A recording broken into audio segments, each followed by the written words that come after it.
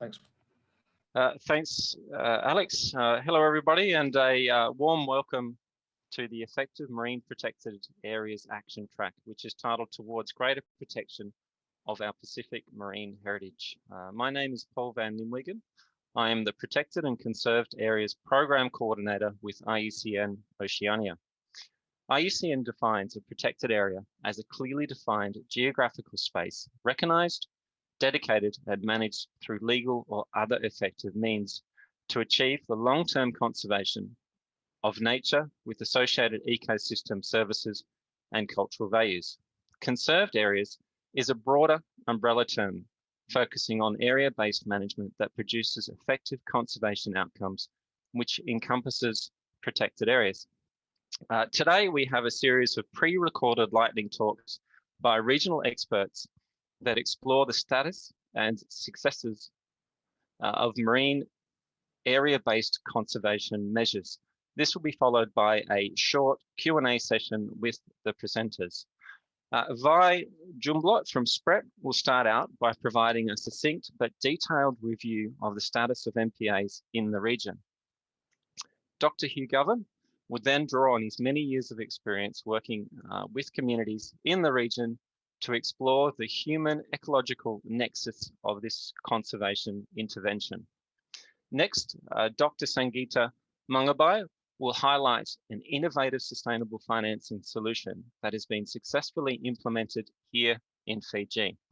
We then jump across to Tonga, where Elizabeth Veikoso and Lahaina Loris from the Department of Environment will describe the marine spatial planning process that is currently being undertaken in her country to achieve their 30% MPA target. Following this, Alifreti Tawake will share the successes and lessons of the locally managed marine areas network. Commander Robert Lewis, who is seconded from the Australian Royal Navy to support the Foreign Fisheries Agency, will then describe the efforts of the Regional Fisheries Surveillance Centre to address offshore compliance of illegal, unreported and unregulated fishing, including within marine protected areas. Last but not least, Geraldine Datsun, the Micronesia Challenge Regional Coordinator, will share one of the most significant success stories of cooperation within the region. As you watch these lightning talks, I encourage you to make comments and add questions in the Q&A box. All of the speakers except for Sangeeta are online and are happy to contribute to the discussion as we go along. So thanks again. Please bear with me. I'm going to start the video now. And as I said, I encourage you to get involved in the chat and the Q&A box.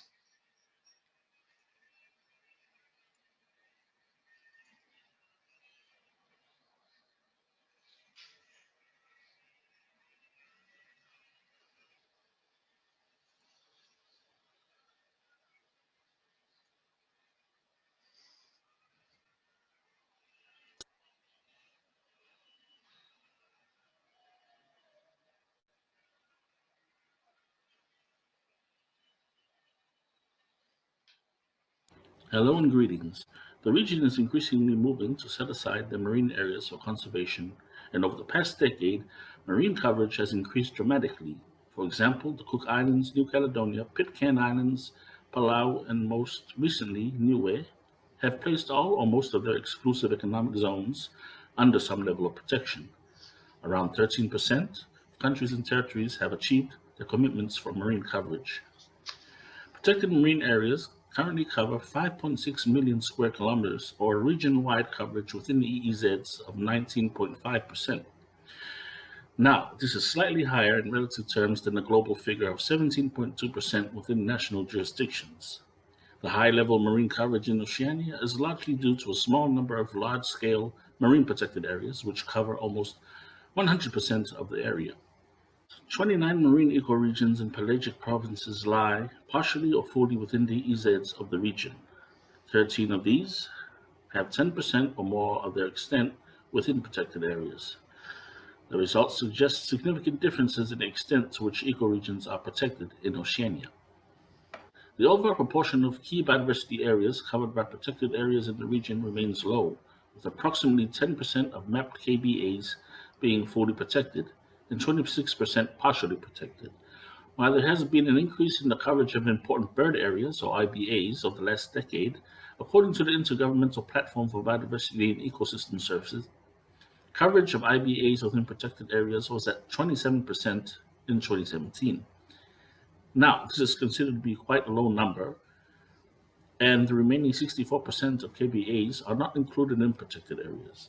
It is important to note here that the extent to which total KBA area in each country or territory overlaps with protected areas, again, varies greatly.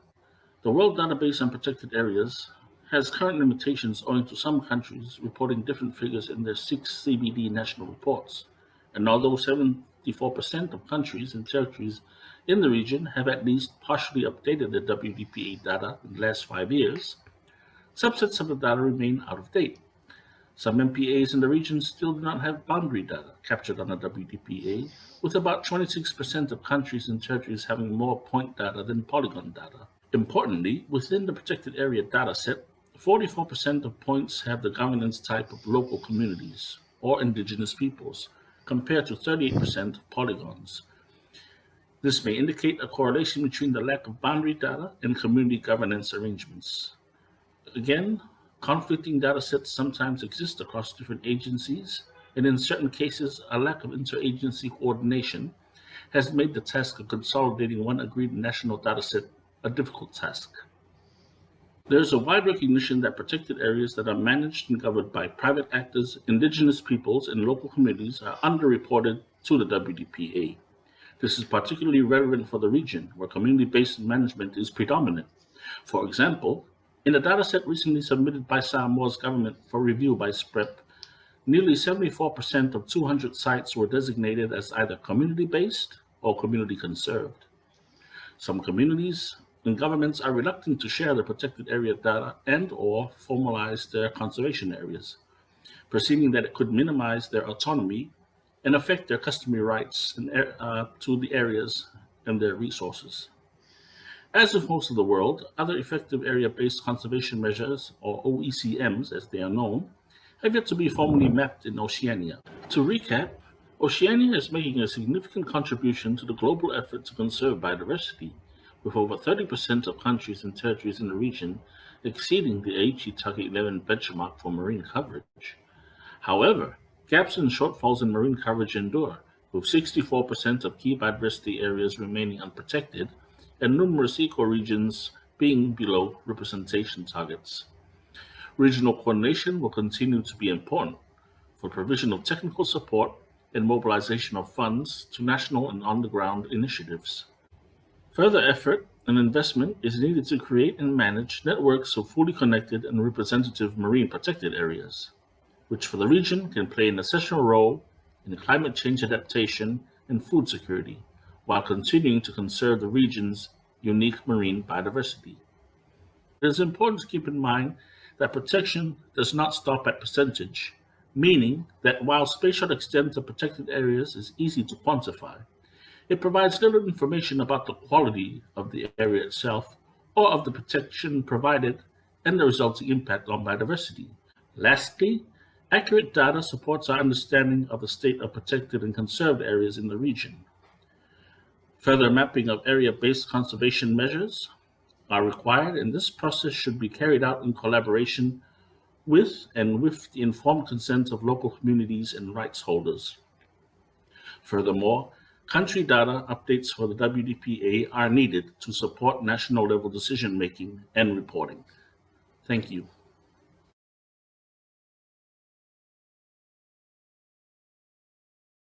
Good morning, this is Hugh Govern here. And just a short presentation around the topic, a topic that seems to come up again regarding MPAs and the people.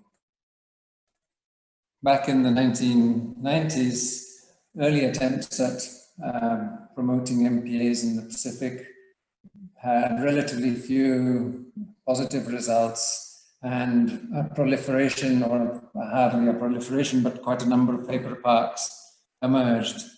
The challenges that were identified in the early days, including through analysis by spread of the current situation at the time, pointed out that the approaches didn't seem to be really addressing national or people's priorities, that we were operating with very small government budgets and these approaches were very expensive, and that for most of the inshore areas and indeed the land, ownership was in the hands of customary and tribal peoples. This meant that approaches such as in the West, where you purchase large areas of land or you just designate state land as parks, weren't going to work. So the first approaches in the early 2000s, late 1990s to try and come up with better solutions in the Pacific looked at what were national and people's priorities. And despite the many social, economic and cultural values that the ocean is renowned for having in the Pacific, it was clear that for government, a key issue to worry about was income for the national budgets. And this was likely to be coming mainly from the offshore areas. And for communities, income was important, but as well as food and all the other livelihood functions that come from the sea. And these were being met or could hope to be met from coastal or inshore areas. The approaches needed to take into account the very low government budgets that were low on a global basis, but also even compared to nearby Pacific countries and territories. And of course, the fisheries budgets were relatively healthy compared to even less healthy environment budgets. In many countries, there weren't even environment departments at that stage. The customary tenure issue was one that had been complained about by colonial powers for many, many years as an obstacle to development. And sure enough, customary ownership of inshore and land areas was prevalent historically and still survives to this day in the majority of countries. But contrary to it being an obstacle, it was actually perceived by local people, by countries, and by the promoters of new or reinventing old approaches as having great strengths in terms of the stewardship which it afforded. In other words, the relationships between local people and their land is more simple, was more complicated indeed than that of ownership. It had a much stronger relationship of care. So the Pacific brought to the world approaches which they'd had in their areas for a long time, but in a way reinvented. In coastal areas in the late 90s and the early 2000s, locally driven management based on the local rights and based on local priorities, which generally sought sustainable livelihoods based on healthy natural resources emerged. And these include the village fisheries management plans of Samoa, SMAs in Tonga, community-based fisheries management and LMMAs elsewhere. But by 2010, interesting approaches were also emerging offshore in the EEZs, the exclusive economic zones, based on what they call zone-based management, a cooperative framework where national EEZs are operating in harmony to account for the fact that tuna migrate through all of these EEZs, and they used appropriate management tools such as effort controls, vessel day scheme, or observers and satellite tracking to come up with management that worked much better for the Pacific. The locally driven approaches took off. Essentially, they met an untapped demand. Communities could see ways of addressing their food and livelihood needs, their cultural and tenure needs, increasing resilience and adaptability by taking on board locally managed approaches. This also provided a strong basis for natural resource management, and in many of these cases, some types of conservation impacts on biodiversity have been measured. So in some countries, up to 50 or 70% of coastal communities have taken on board LMMAs, and you can see that the uptake is still increasing, although there are many, many communities still to go. Offshore, zone-based management of skipjack operates a bit like a cartel because the vast majority of the world's skipjack tuna supplies swim through these EEZs. And by applying this approach, they were able to increase the revenue from about 5% of the total value to actually about 25% of the total value of these skipjack, which comes to around about $500 million. Some of these countries, this represents their major source of annual revenue.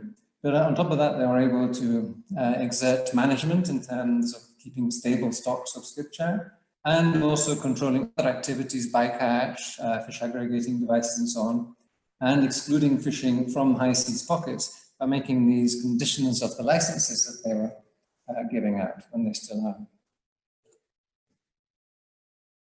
So the Pacific's most promising approaches that are being globally recognized are driven locally, i.e. they're not driven by central planners or external foreign planners. They do tend to balance ecological, economic, and social needs, which means that they don't clearly address specific conservation or economic or social needs, but they balance somewhere in the middle. They rely on stakeholders, whether these are at a local level or elsewhere, as they're working as a community, people in villages, and the nations working as some sort of a community. So the parties to the Nauru Agreement with FFA and SPC support are the ones that are pushing the successful offshore management of skipjack. Having said that, these efforts are not always fully recognized in conservation or fishery strategies. They don't receive appropriate political, institutional, or resourcing support necessarily. And these approaches are very vulnerable to shifts in right regimes or the imposition of other less well-fitting models. And this is where some of the big concerns are coming in now, because, for example, removing 30% of the PNA's managed zones will basically shift the balance of the cartel from having control over most of the fishing grounds in skipjack tuna to having less than half. So finally, this is where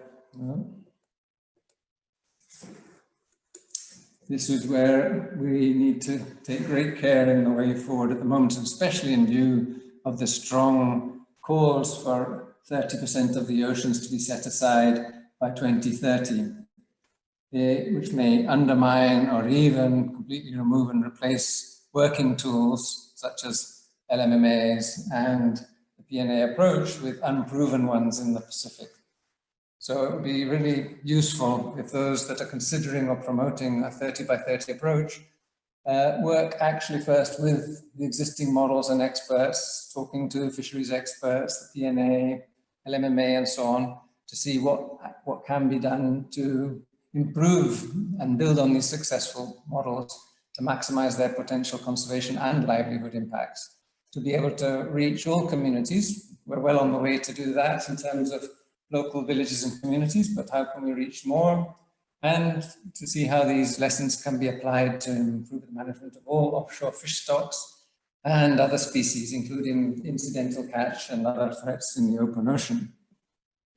We would like to ask for people to focus on making up the funding shortfalls at the moment. There are already a challenge to fisheries management and conservation for some of the already identified priorities in countries before we promote extremely costly and unproven offshore MPAs, which will require huge budgets for enforcement, all sorts of compromises to be made with funding, donors and so on, and very unlikely to increase the budgets for the already cash-strapped inshore management regimes and priority conservation areas nearshore.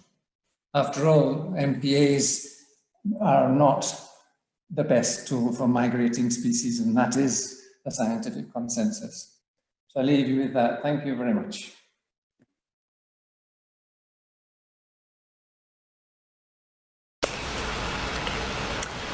The marine environment is vital for Fiji's tourism sector, yet industry and community partnerships to conserve it have largely gone unrecognized. I would like to briefly present on how tourism-based payment for ecosystem services agreements are offering an innovative and a practical financing solution in Fiji to support marine protected areas. Voluntary agreements, particularly those under payment for ecosystem services schemes, have increasingly become common in terrestrial land management and are slowly being applied in marine spaces. Payment for ecosystem services involve monetary transactions between buyers and sellers of a particular marine resource or ecosystem service. Let me give you an example of one. The Vatira Conservation Park was established in 2015 over a tambu area set up by communities in 2012. The communities with customary rights to the area actually increased the tambu to 110 kilometers squared, making it the largest protected area in Fiji established under traditional governance systems.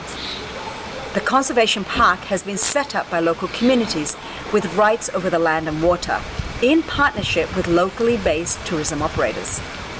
All visitors to the Vatira Conservation Park are offered the opportunity to make a voluntary contribution, currently $15 per person per year, to a trust that has been set up to support the day-to-day management of the park and to run an education fund targeted at secondary and tertiary level students from the area. A management committee provides advice and oversees the management of the park and the education fund, and a board of trustees provides oversight of all funds received from tourism operators. So what makes this an example of a payment for ecosystem service?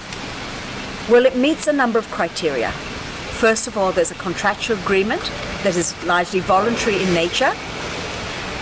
It also involves an exchange of a well-defined ecosystem service to achieve a conservation goal. It's an agreement between two or more parties, one of which holds the rights over the natural resource in question, this being the community. It's also an arrangement where a service user, that is the tourism sector, compensates the service provider, the communities, through agreed upon incentives.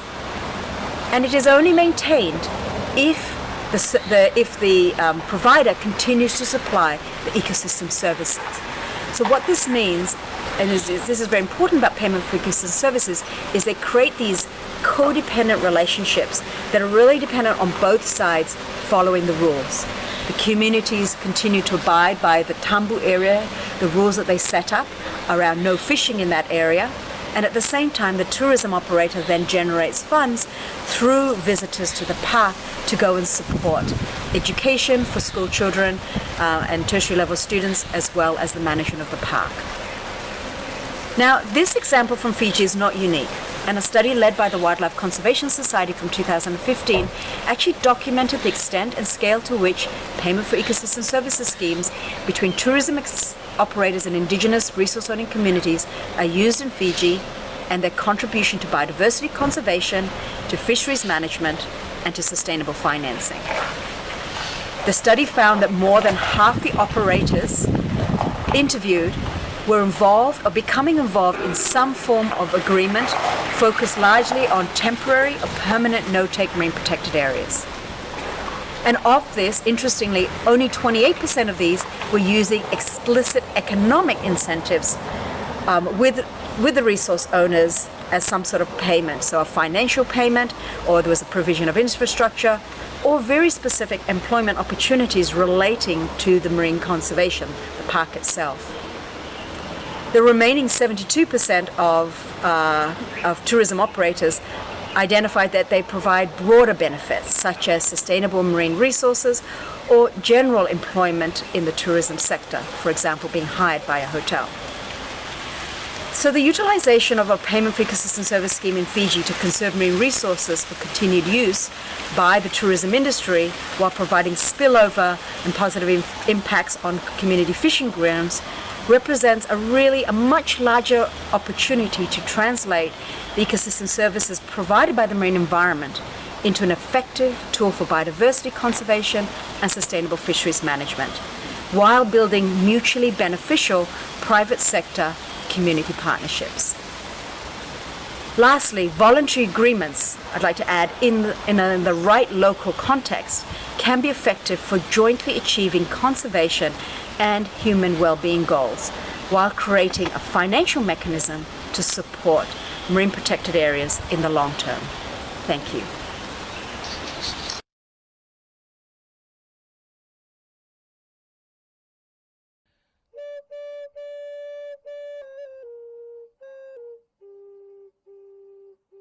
Malolele from the Kingdom of Tonga. Tonga is an island kingdom made up of 4 island groups, namely Tonga Tapu and Ewa, Hapai, Vava'u, and the 2 Niuas. In 2015, 3 ministries submitted a joint paper to Cabinet to initiate marine spatial planning for the nation. These were the Department of Environment under the Ministry of MADEC, Ministry of Lands and Natural Resources, and the Ministry of Agriculture and Fisheries. Through this paper on July 22, 2015, Cabinet decided that a cross-sectoral planning and coordination of integrated ocean management was needed. Thus, the Ocean 7 was established as Tonga's MSP's technical working group. Ocean 7 consists of these ministries. In December 2015, the Ocean 7 had its first meeting and determined its own terms of reference, the vision, and objectives for Tonga's Marine Special Plan.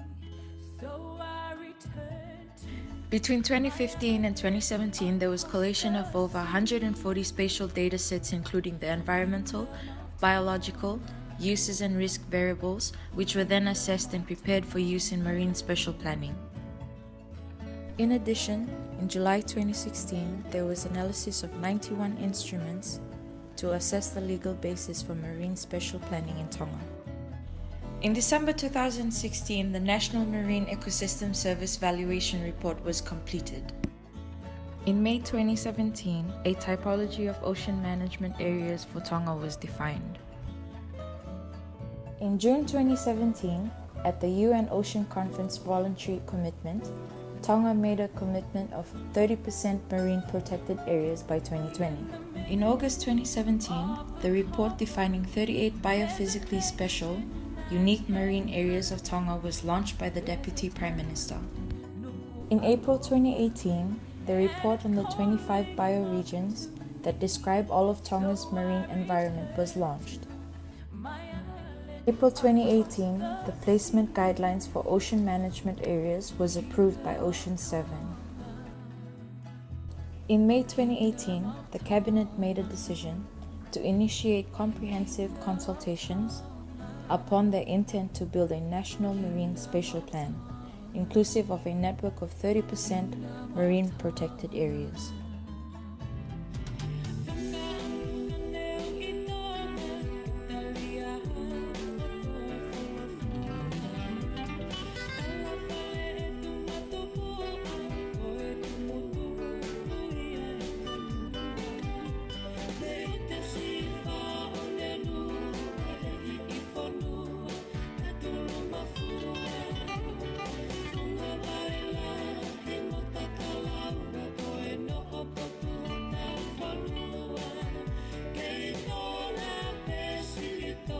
In October 2019, the Ocean 7 formulated the first draft of the Tonga Ocean Management Plan maps.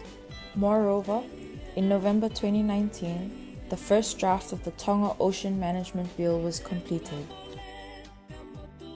In March 2020, through a cabinet decision, the draft Ocean Management Plan maps was presented to ministries and agencies, including public for comments.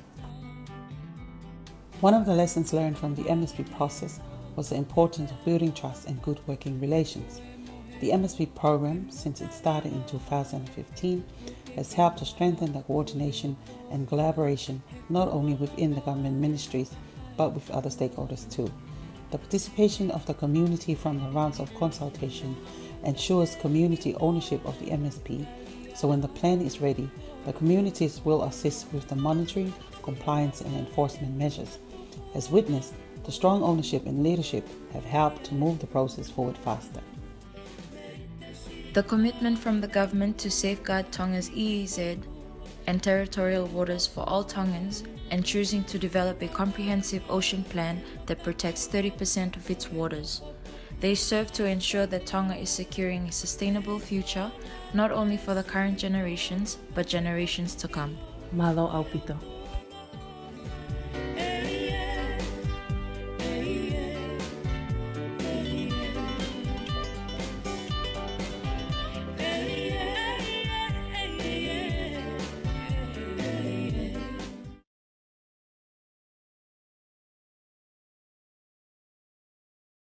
All right, it's recording and I'm just turning off my mic now, so you're good to go, hey? Okay. Thank you, Mbulunaka, and greetings from Suva. The topic that I'm going to share with you is an LMMA network, learning from a past and looking to the future. And just to emphasize that LMMA network was built around that concept of learning from the past and using it to guide the future, the future much more intentionally. The LMMA network is a homegrown initiative whose vision is, having a resilient, healthy, and empowered communities through conserved biodiversity, through strengthened livelihoods, through sustainable fisheries, and also secured food source. And the concept is based on a holistic approach, but targeting more through the land and sea areas interface, where it provides for the livelihoods of the people. And LMMA, in short, is a form of community-based management, co-management, either with government or NGOs, but much more intentionally with communities. And the tools used varies from no-take or MPAs, gear restrictions, and traditional management systems. The approach used is very much a learning by doing approach, where communities help communities to be able to make a plan, implement, check how they are going, analyze and review periodically, and see that they are improved over time. So it's not just a hypothetical or an academic exercise. It's more about learning by doing. Now, the future, from what we've learned over the last 20 years of its existence, is represented by what we are calling or referring to as the 100% solution. So the 100% solution is a three-dimensional approach to scaling up, out, and deep within communities and beyond countries. And those dimension can be represented by a spatial or geographic scale, scaling up or from one community, from model sites to island system to national systems. To integrated management, much more intentionally looking at a reef to ridge approach, acknowledging that in solving our marine management, in providing solutions to marine management, they're not only marine-based, but much more, we need to be more intentionally too in addressing the land-based threats. Thirdly is governance and institutional scaling. As part of ensuring that traditional governance and Western governance systems are recognized and used both in making the connections from community to island, from district to provincial to national level. So that's the 100% solution that represents the future that LMA network is aspiring to promote and achieve. Our Pacific is essentially an ocean of islands. As you can see, Here, our boundaries are contiguous to each other, but the red dots represents the LMMAs, or the locally managed marine areas. They do represent as well marine tenure. They represent people whose sea territories are important, or they have sea territories for life, so to speak, where communities, where their ancestors where they inherit from their ancestors and pass on to the future, to their future generations. Those red dots also represents deep-rooted connections to nature, that codes, that embodies communities, their clans. They have totemic species and moral obligations that defines the connections between clans and people, as well as their sea territories. It also represents the mana in traditional governance and management systems. In Fiji, when a chief is installed or when a chief passes away, these are also represented in their traditional cultural systems. But these are also eroding very quickly. And for the Pacific, we need to invigorate that and bring back the mana that represents what defines us, the ocean within us. It also represents traditional knowledge, the wisdom that our ancestors have, that needs to be revived for the future. More recently, these LMMAs have also been used as a platform to define holistic or to conduct holistic and integrated community planning, where nature-based solutions are integrated into their plans for the future, but also essentially bringing the 2030 SDG targets, the 17, and ground them into community settings. So it's more than just a map. It's more than just communities, but it's also ensuring that communities have a holistic view of their future. The LMMA network, these are the founding members of the network. As I said, it's a homegrown Pacific initiative that has now been used in more than 40 countries globally and outside the region. And it's something that the Pacific should be recognizing and also supporting in some ways.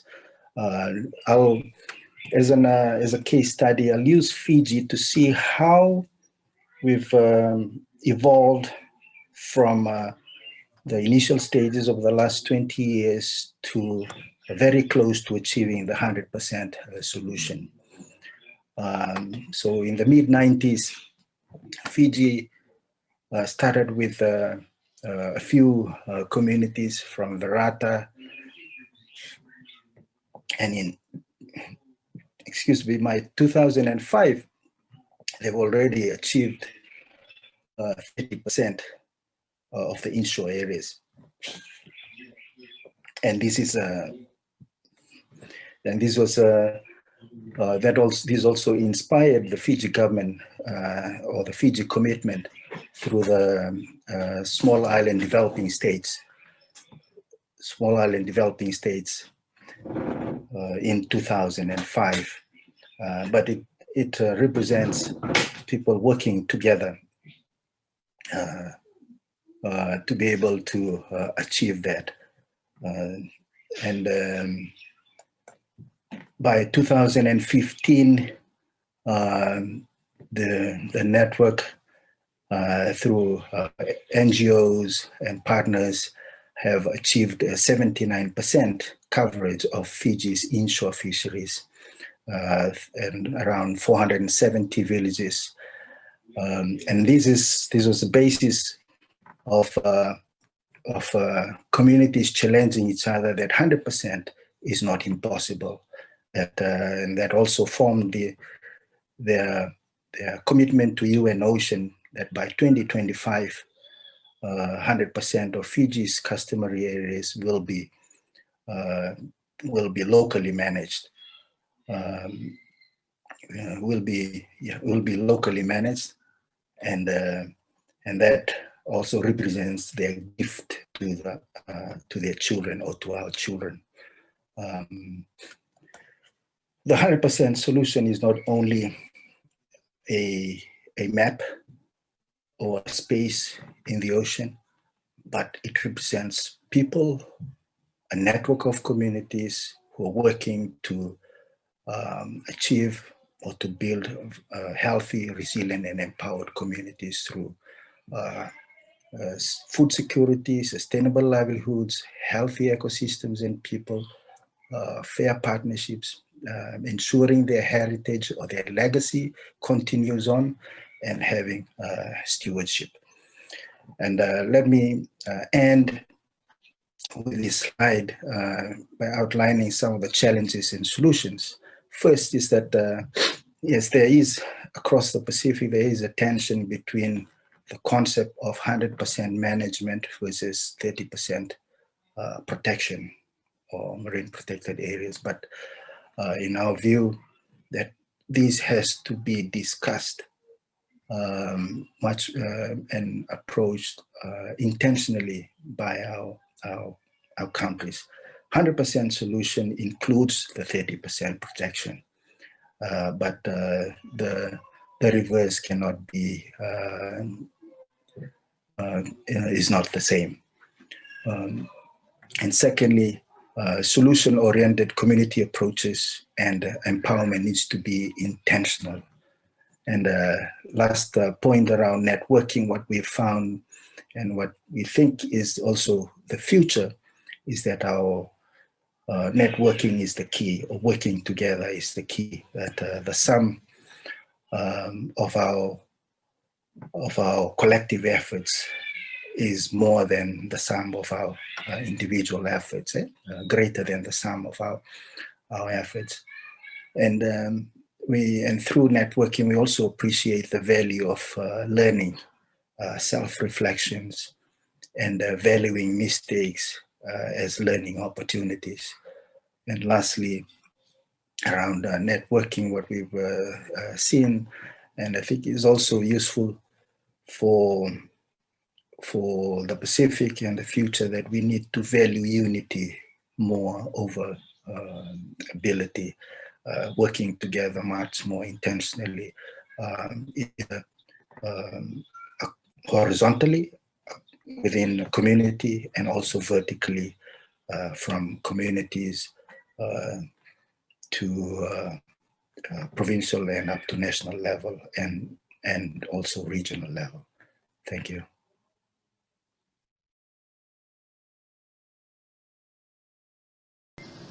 Hi, I'm Commander Bobby Lewis, and I'm seconded from the Royal Australian Navy to the Forum Fisheries Agency's Regional Fisheries Surveillance Centre, and I assist in the coordination of surveillance operations across FFA's 17 member states. The RFSC's mission is to support and assist FFA members in monitoring, control and surveillance activities to counter illegal, unreported and unregulated, or IUU, fishing in the region.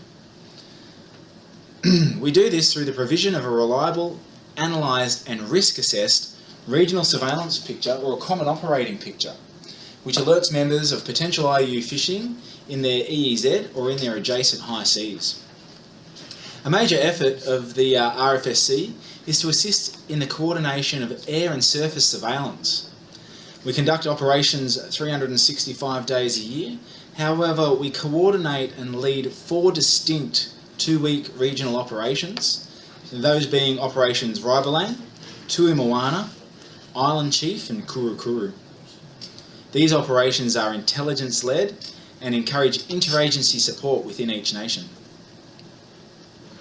In conducting these operations, 11 of the 15 Pacific Island member countries have national surface patrol assets provided by the Australian Defence Force and funded through the Pacific Patrol Boat Program, or have the replacement Guardian-class patrol vessels provided under the Pacific Maritime Security Program. The Pacific Maritime Security Program also utilises 2 dedicated maritime surveillance aircraft that act as state-like aircraft and provide up to 1,400 hours of air surveillance per year, and this program is coordinated and controlled by the FFA on behalf of our members. In addition to these organic surveillance assets, Australia, France, New Zealand and the United States also provide aircraft and surface assets to conduct surveillance and assist FFA members, particularly during the periods of regional operations. Despite the number of surveillance assets that we have and have available to us, there remains a considerable challenge to conduct consistent and effective surveillance across an operational area of over 21 million square kilometres, spanning 15 countries, an area of which includes a number of large-scale maritime protected areas. The sharing of resources and information remains a key solution to combating this challenge, and in the fisheries space, the Niue Treaty Subsidiary Agreement, or the NTSA, is a primary tool to achieve this sharing. The NTSA is an agreement on cooperation between FFA members about monitoring, control and surveillance of fishing, and it includes provisions on exchange of information plus procedures for cooperation in monitoring, prosecuting and penalising illegal fishing vessels. During Operation Island Chief this year, one of our regional operations, Niue, a country that does not have any organic patrol assets capable of conducting long-range patrols, requested the assistance of the Cook Islands to conduct a fisheries patrol of their EEZ. Using the NTSA, the Cook Islands police and fisheries officers were cross-vested and able to use their Pacific-class patrol boat Te Kukapa to conduct a surface patrol within the Niue EEZ, and in particular in the Moana Mahu Marine Protected Area within Niue. This patrol was a great success and promoted considerably in the media to provide a deterrence effect. This is a prime example of regional cooperation and the sharing of resources and information to combat illegal maritime activities across the region. Thank you very much.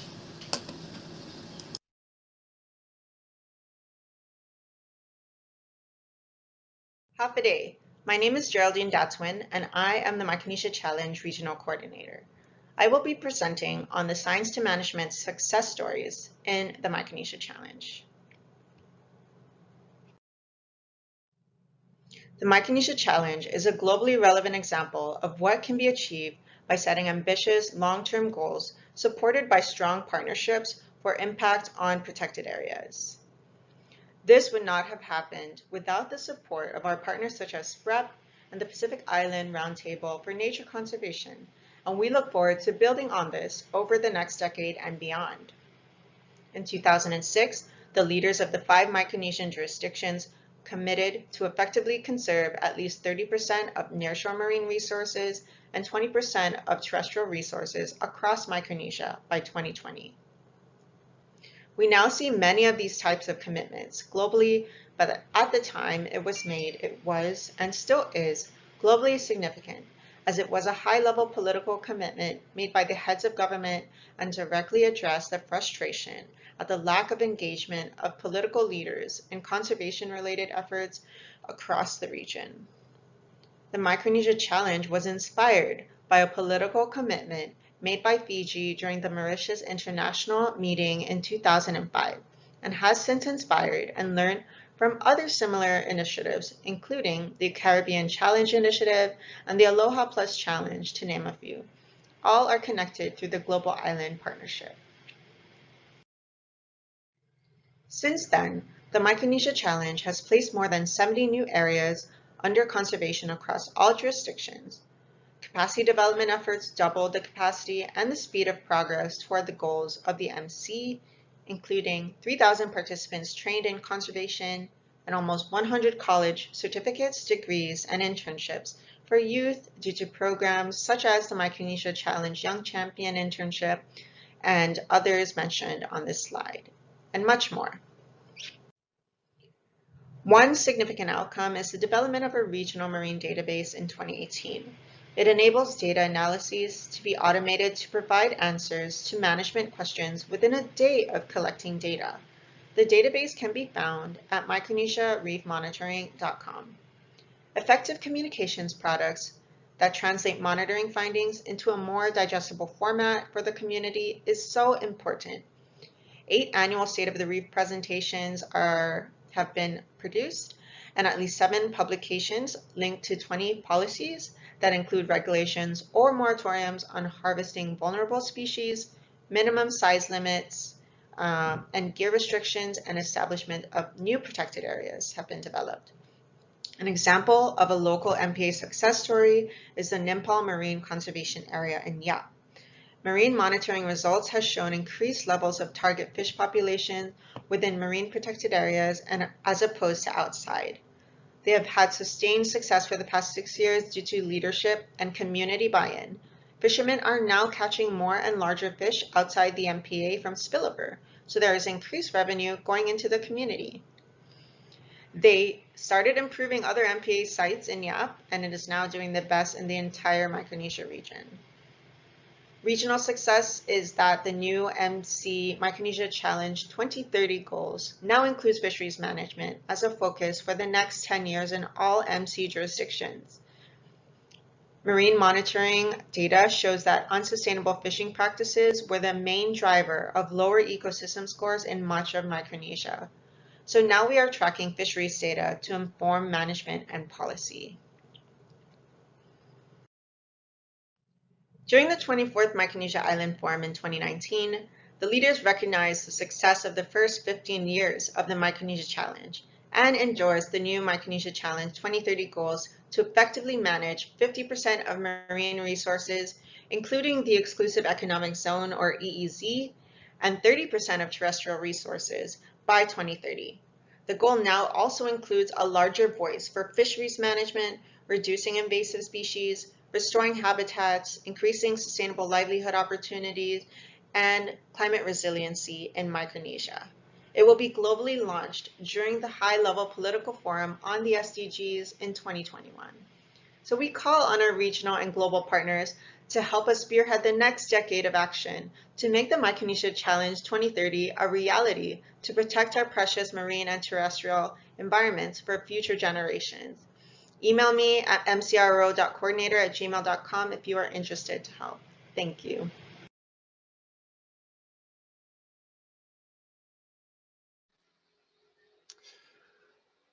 Okay, firstly, I would like to thank all of the presenters for their very interesting and engaging talks. For me, these raise many interesting discussion points around the status, effectiveness, and the future of marine protected areas in the region. As you heard, Vi noted that significant gains have been made in the last 10 years to expand MPAs, with coverage being above the global figure. However, this does not tell us the full picture. Many eco-regions have low levels of protection or no protection, and 64% of KBAs remain unprotected. Hugh gave us a valuable insight into the social dimensions that should be considered into the design and management of MPAs, particularly the need for locally driven approaches that underpin the rights of local communities. Securing sufficient, stable, and long-term financial resources for MPAs is a perpetual challenge for us, including within the Pacific. Sangeeta shared an innovative approach of how tourism-based payment for ecosystem service agreements are offering a practical financing solution in Fiji. Maybe this could be applied to other countries in the region. Along the same lines, Ali Fretti showed us that a homegrown LMMA approach, which supports culture and livelihoods, has resulted in widespread support and adoption of this conservation measure. Contrasting with this community level approach, Commander Lewis outlined the efforts and challenges of conducting fisheries and MPA compliance over 21 million square kilometres of open ocean. It is clear that the sharing of resources and cooperation is an integral part of securing marine biodiversity, as demonstrated by the joint operation between the Cook Islands and Niue.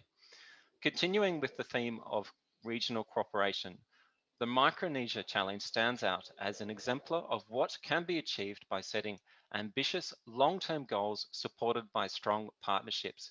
It can give us all inspiration for what can be achieved when we work together. Due to the late start time, unfortunately, we're not going to have any time for the Q&A part of the session. My apologies for that, but I do encourage you to after this session to go to the lounge and also reach out to the presenters directly through chat or meetings on the platform to ask any questions or to ask any questions or to follow up on the discussions. Lastly, I would like to thank again the presenters. I found it really interesting. I'd also like to thank the working group, the people behind the session who contributed to it. I'd also like to encourage you all to join the terrestrial protected area session that will be held tomorrow at 12 o'clock Samoa time. So thanks everybody, and we'll end the session there.